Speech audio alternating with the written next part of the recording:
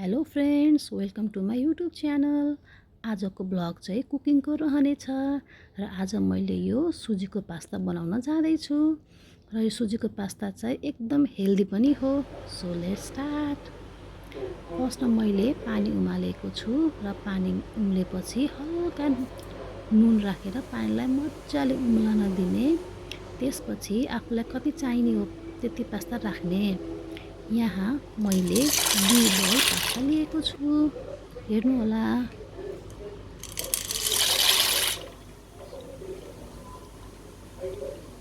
यो पास्तालाई चाहिँ बेला बेलामा मजाले चलाउँदै पकाउने होला, नत्र भने एकदमै टाँसिने डर हुन्छ। र यता मैले प्याज, टमाटर, केराउ, बन्दा र धनिया पास्तामा हाल्नको लागि काटेर राखेको छु। यता कराईमा तेल हालेर तेल तात्न दिने। तेल तातेपछि मैले स्वादको लागि थोरै जिरा पनि फुराएँ। त्यसपछि अघि काटेर राखेको प्याज राखेँ।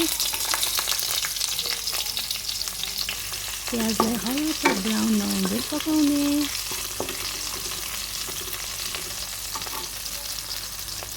त्यसपछि अघि काटेर राखेको बन्दा पनि एड गर्ने।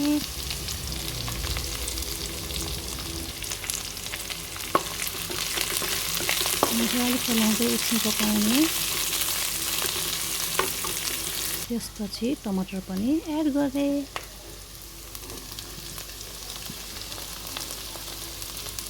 अनि हरियो मटर मजाले पकाउने यसलाई र हल्दी पाउडर पनि एड गरेँ। यो चाहिँ लसुन अदुवाको पेस्ट, यसले चाहिँ एकदमै टेस्टी बनाउँछ पास्तालाई। मजाले चलाउने। यो टमाटर चाहिँ मजाले पकाउनु पर्यो।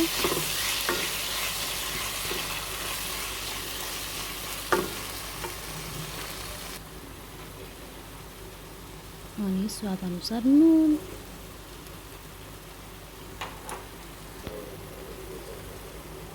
मैले चाहिँ यो पास्ता मसला पनि 1 चम्चा जति राखिदिएँ। यो चाहिँ खुर्सानी पाउडर,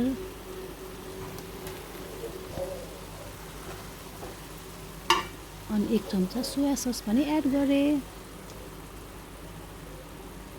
यसलाई चाहिँ मजाले एकछिन चलाउने। एकदमै चलाउने। टमाटर हेर्नुहोस् त मजाले पाकिसकेको छ। त्यसपछि अघि उमालेर राखेको पास्तालाई राखेर मजाले सबैतिर मसला पुग्ने गरी चलाउने। पास्ता अलरेडी उमालेर राखेको भएर थोरै बेरसम्म पकाउँदा पनि भइहाल्छ। हेर्नुहोस् त पास्ता मजाले सबैतिर मसला पुगिसकेको छ। हेर्दै खाउँ लागिसकेको छ। र त्यस पछाडि मैले लास्टमा चाहिँ धनिया राखिदिएँ। It's look so yummy. यो पास्ता चाहिँ रेडी टु इट। यहाँ मैले चाहिँ टमाटरको अचारसँग खाना गइरहेको छु। Thanks for watching.